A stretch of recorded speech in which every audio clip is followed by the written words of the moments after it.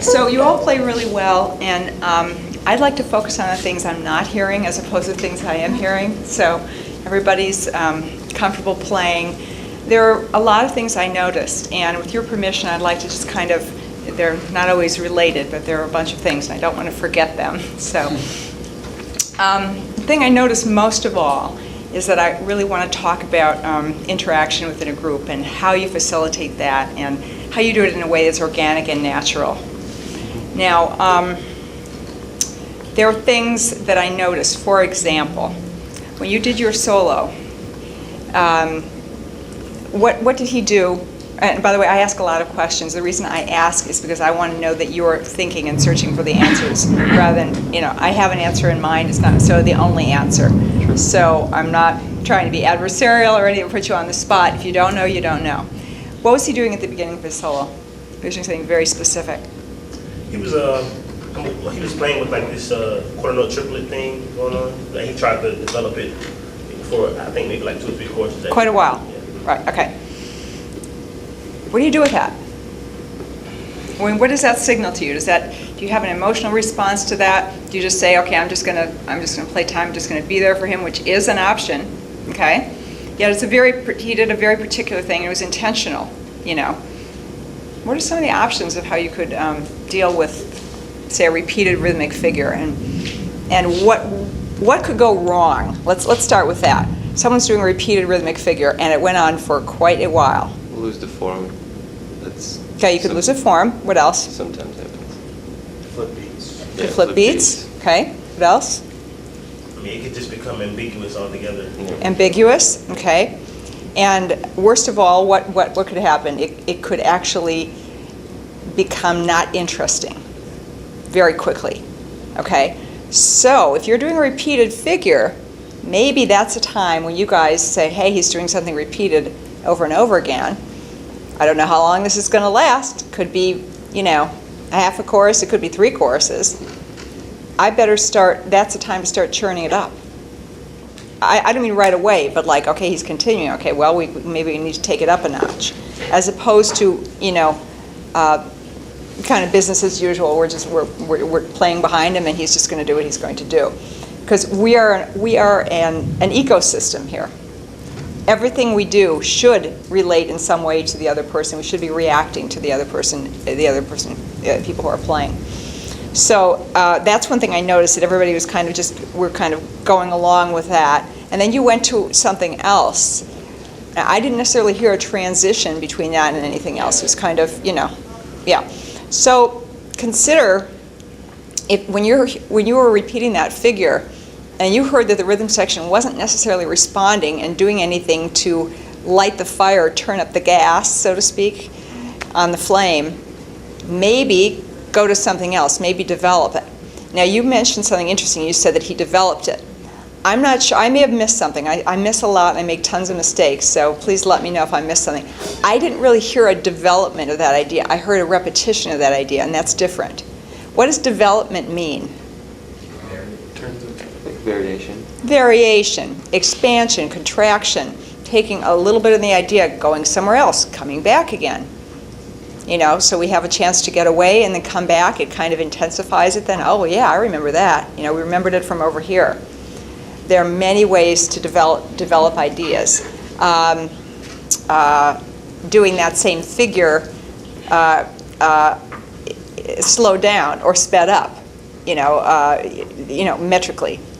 The ear would hear that as in some way being related. Okay. Now, before I forget, I'd like to mention, if I may, something about what I'm seeing visually when I'm watching you. Now, whether we like it or not, people see us before they hear us. And we are giving information, and we are actually communicating with our audience on many, many different levels. Now, who are some of your heroes? Sonny Rollins. Okay. Who else? Lester Young. Mm-hmm. Train. What do you see? I know, I can imagine what you hear when you hear them, but what do you see when you see them? And they're all different physically, okay? Don't drop the bass. Well, Sonny, he just looks like, when he's playing, he's just, really free. He's walking around the stage. That's correct. With Train, it's just, it's really intense. He might, it's just intense. It's very Zen-like. It's almost like he could bore a hole through the wall. Yeah. He's just like, zzz, like that, okay? Lester Young, he just looks really cool. Okay, good. Good. Well, being cool is just, it's very nice. Okay. I'd like you to play in front of a mirror. When I was watching you, I want to hear you, and I want to have your physical motion in some way connect with what you're doing. When I was watching you, I see a lot of, this kind of thing going on. And I found myself getting dizzy and distracted by watching you. Now, you don't want to distract me from your music. Okay. That doesn't mean we want to just sit there and, be stoned either. There's some players who are moving, and there's some Sonny Rollins who was walking around, and I'll never forget a concert I heard him where he literally got this far from one of the audience members. He was like, yeah, take that. He was just so in their face. But he embodies the music, That's Sonny, okay? So you need to find out what that is for you. But start with a clean slate. Start in front of a mirror and just say, I am going to play my horn, and I'm just going to stand here and play. And then start to find out what movements, and they might be subtle. See, right now I'm moving, but it's very subtle, right? And there's a difference between that and this. If I'm like this, you get the feeling like I'm in stone. But even the most subtle movements of the body, communicate to the audience. And I'm concerned when I see that kind of movement that actually felt twisted at times. We're very much connected neurologically, by movement. So, and I thought to myself, how is that affecting your brain? So, seriously, For example, if I played the piano and was intentionally, like doing this, and it had nothing to do with really, needing to do that to create the sound, because I don't need to move at all to create the sound. I know I can sit there like this, and I can barely move at all. I'm not saying that's the best way to do it, but I'm saying I can do that. So, but if all of a sudden, hypothetically, I'm like all over the place, to me, that's like being, playing on a ship, where it's affecting me. It's affecting my mind, and I need all the help I can get when I'm playing to stay focused. So I wondered about that when you were playing. Okay, I'm not saying it is, but just consider it. And start from ground zero and work up and find what is natural to you, and see when you look at these players, just be aware of what you feel, and it's fine to emulate, but make sure it's real for you, Not like, well, Sonny's all over the place, so I'm going to be all over the place because I love Sonny Rollins playing. You need to mean it if you're moving. I'll never forget attending a seminar with Dave Liebman in chromatic harmony, and there was one point when he said something, and I'm so glad he said it, and this is a slightly different subject, but he said, if you're going to go into altissimo, if you're going to be playing blues licks, he said, you better mean it. Like, don't just start out the first chorus and go, throw those things in just because you can. It has to come from here. It has to come from total conviction.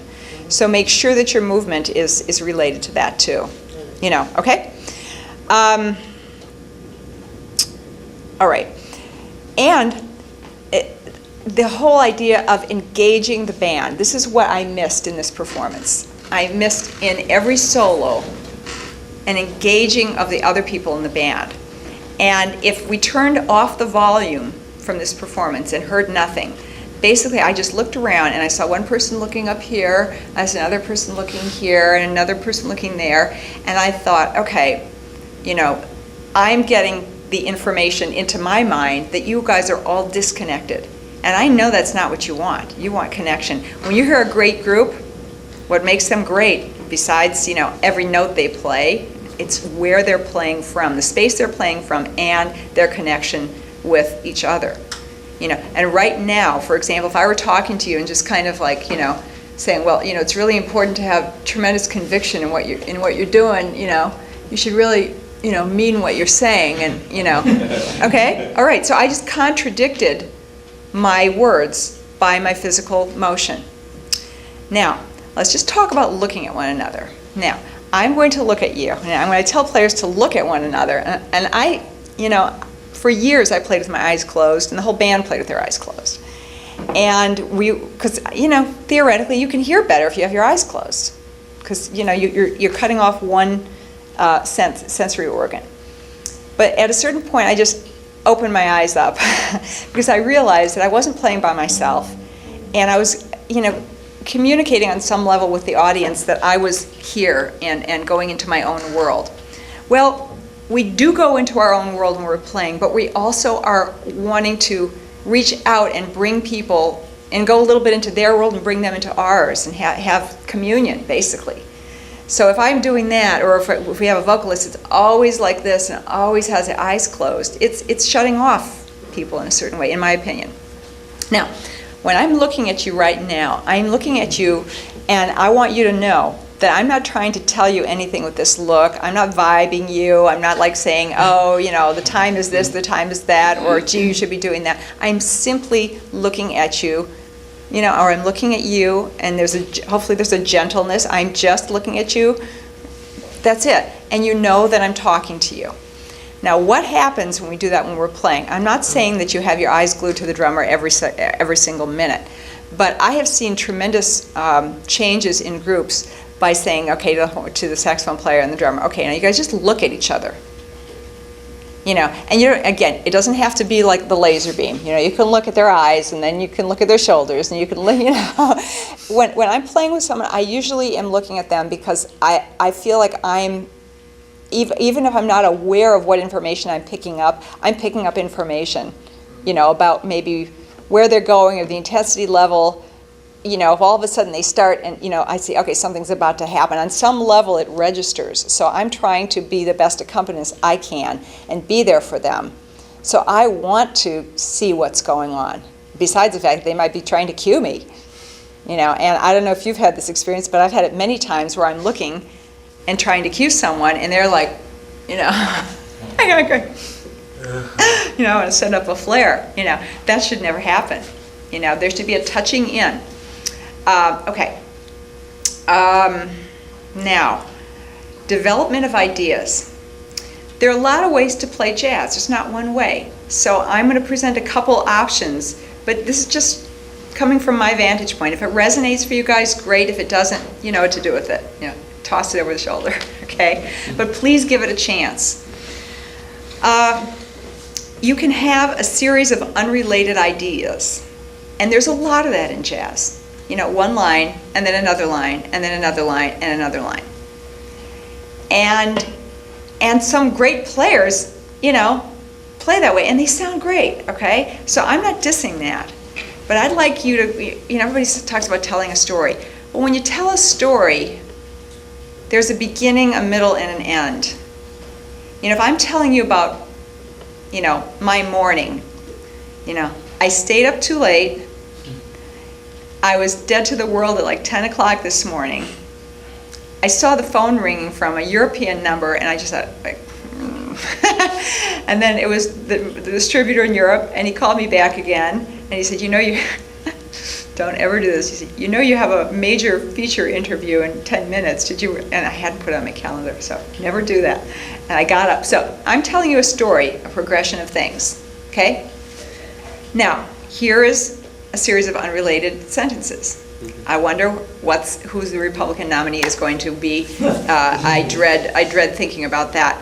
My favorite fruit is grapes, red crunchy grapes, and I'm originally from Milwaukee, Wisconsin, and I like to work out. What else can I say that's unrelated? You know, I wonder how I would feel if the sky were green. You know. Okay, no, those are unrelated sentences. Now, if I kept going like that, you would start to go, okay, all right, where do we take her, you know? She needs to have a team of specialists, okay?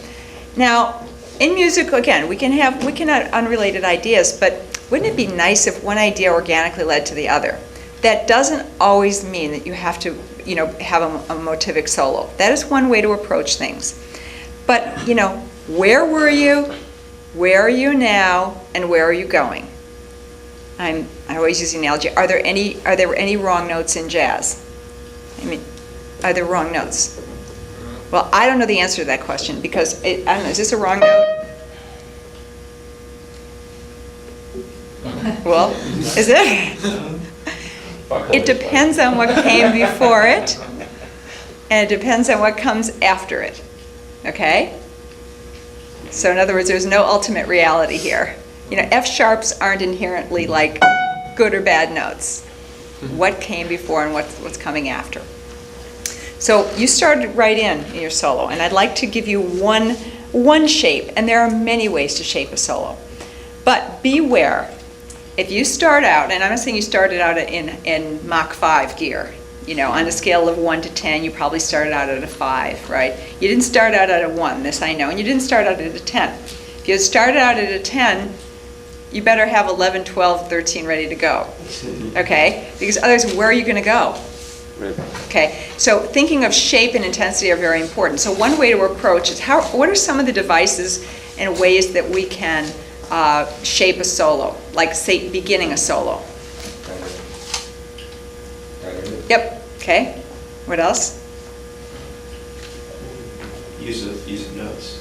Okay. How many notes you use in the beginning? How many? Density, or short motives, long motives. Like if you start with like a totally long line for your opening sentence, to me that's like going up to someone, meeting them the first time, and saying, "Hi, my name is Lynne. I was wondering." Okay. All right. As opposed to, "Hey, I'm Lynne. How are you doing?" And letting them respond. Remember, just like when you meet someone, first impressions matter. The first thing people hear when they hear your solo, you can either bring them closer or push them away. You can invite them in or have them go, "Jazz? What is jazz?" Right? We have that power to do that. So why not invite people in? Now, how are some of the ways, and we've kind of mentioned them already, but let's talk about how to invite people in. And let's assume that nobody knows who Charlie Parker is, and nobody knows who Sonny Rollins is, and nobody knows that you're improvising over the same chord changes. And you've got an audience that is going, well, I heard about jazz, I don't know, I'm going to check it out. Okay, so you're not playing down, you're playing well. How do we invite people in? Would it be clear melody? What I mean is, if you're starting your solo, make whatever statement you're going to make very clear, so that people can understand it, whatever it may be, Isn't that great? Yeah, absolutely. And how do we find, let's call that the opening statement, okay? How do we find great opening statements? Do they fall from the sky? I think they come from stuff that happens maybe if you're coming, this is how I think anyway, if I'm coming directly out of a solo, you can take some of the things that have been thrown around through the band members, or if you're the first solo coming out of the head, you can take something from the melody, something that just kind of, yeah. Absolutely, absolutely. And there's another, and in addition to all those excellent points, to have good opening statements, maybe you should practice opening statements only. Gee, if practicing didn't make things better, we wouldn't do it. It actually makes a difference. And you say, well, I'm just going to do I'm going to do one opening statement after another. And after a while, you get better at it, of doing something with conviction that has whatever that thing is that makes people go, oh, I wonder what's next, as opposed to blah, blah, blah, just a bunch of notes. I do not subscribe to, well, yeah, I'll get warmed up into it, and, second chorus, I'm going to hope to get them by the second chorus. You may have already lost them. You don't want to lose your audience. Have you ever felt like after a few tunes, you had the audience? I always used to joke with my band and say, okay, now, let's not lose them, What do we need to do now that we have them? Let's make sure we keep them. Same thing with that first opening statement. So really practice, and we're going to do a lot of these things we're talking about, but I just wanted to kind of touch in on them. And the other thing is, as you mentioned, when you have an opening statement that allows some breathing space, it allows the band to respond. People hear when you're interacting with each other. Okay? Now something is happening physically that I'm seeing, that I saw you just did, and that I did when you were talking. Did you notice what I did? You looked at me, you stay still. Yeah, what else did I do? You smile. Okay, what else? I'm all out. I nodded my head a bunch of times. Yeah, right. What does that say to you? It says I agree. Yeah, and I was validating. I was saying, yeah, you just did that to me. You just went, yeah. Mm-hmm. Now, if you guys were talking and I looked at you like this, would you have any idea what was going on, if you were making sense to me or not, if there was absolutely no reaction? You wouldn't know. You wouldn't know if I had just, gone out to lunch, or if I thought what you were saying didn't make any sense at all. Okay, so validation in life, nodding, and just the simple nod saying yeah or whatever, or looking at someone saying, yeah, like I'm with you. This happens in music too. How does this happen? Give me an example of how validation happened. You play a phrase and what happens? If I play a phrase, the drummer can punctuate it with something yeah, else. Absolutely. A little comma, a little something. Okay? Now what I didn't hear, I heard 5 people playing kind of separately.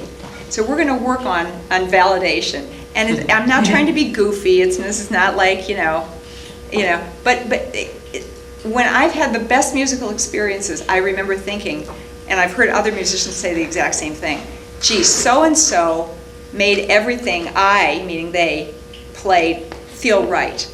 Because they validated them. You're nodding, you're making me feel like I'm on track, like I'm making sense. That is a great feeling. What happens to your playing when you feel like you're being validated? You play better or worse? Probably. Why? Because you're not alone. You're not alone. but also, you know, sorry, I'm not trying to be goofy, you're feeling the love, you know? You literally are. You're feeling, you know, the bond between each other, and someone's saying, yeah, on a certain level they're saying, I heard that, and they're doing something, and the other thing is, you know, they're listening. That's the other thing, and that's a great feeling too.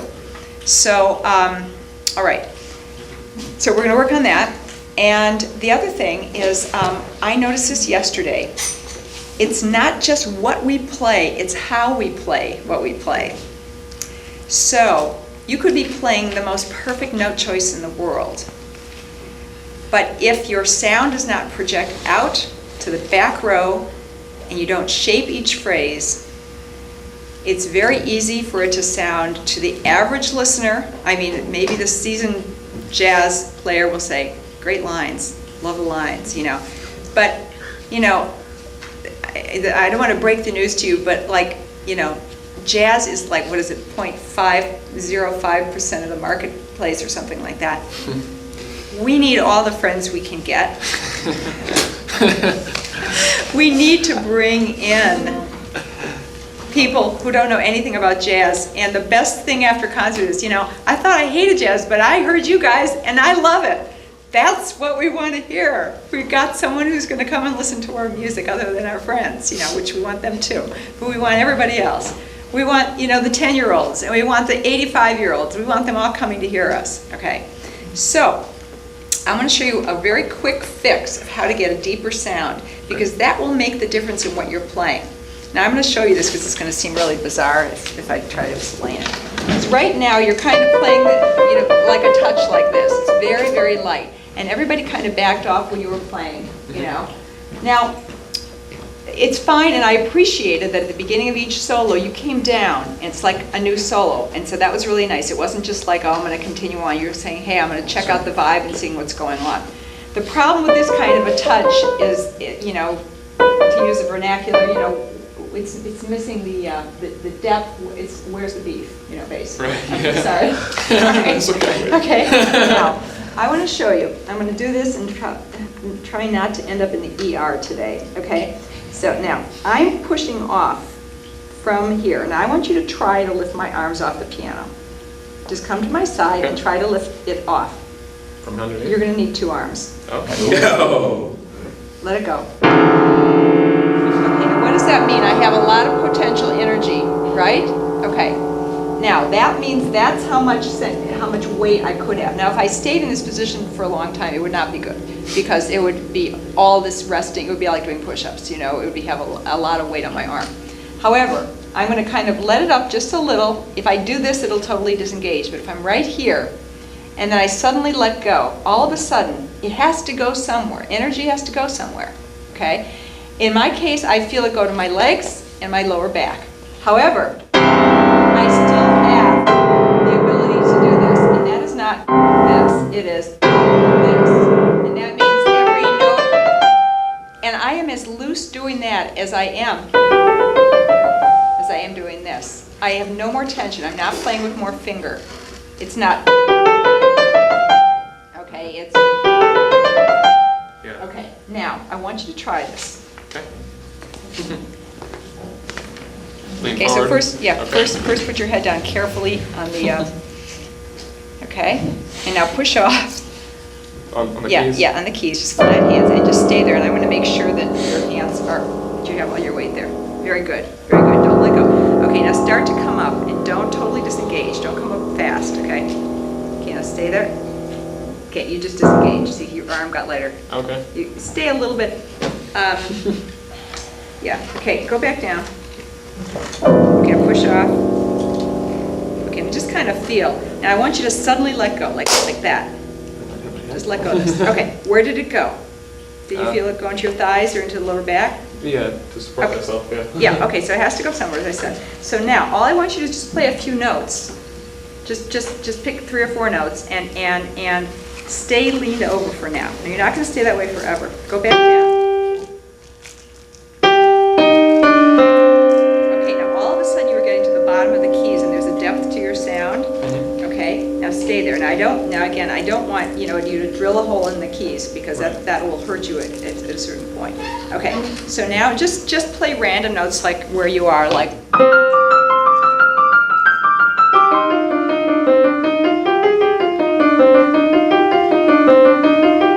Okay, now swing the notes.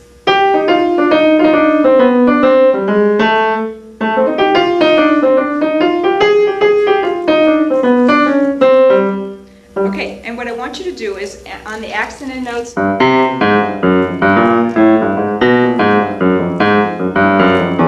want you to whack them harder. Keep it, let's get rid of the triplets for now, just simple 8-note lines.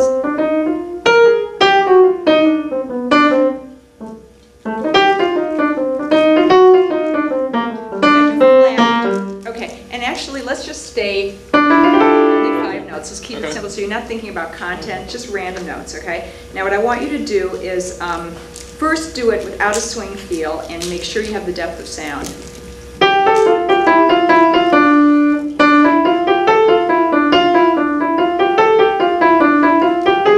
it very legato, very like sticky. One note is just sticking to the next.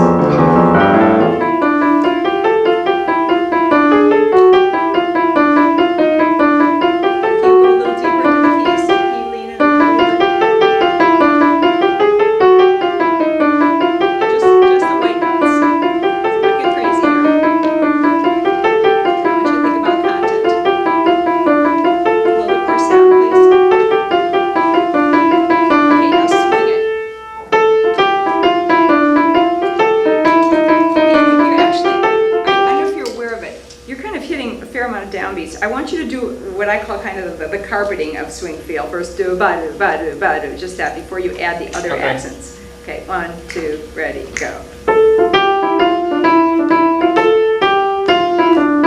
are hitting the downbeats. Check it out. Here, let me share the button.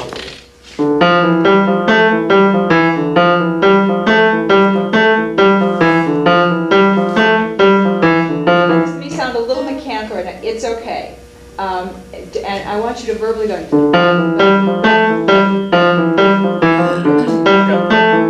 Okay?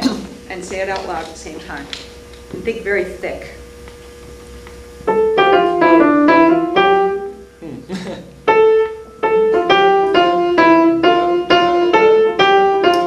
do you know? We found a core issue. Okay. The core issue is your physical connection to swing feel. Okay? Because what you're reverting to is like tons of downbeat accents. Okay?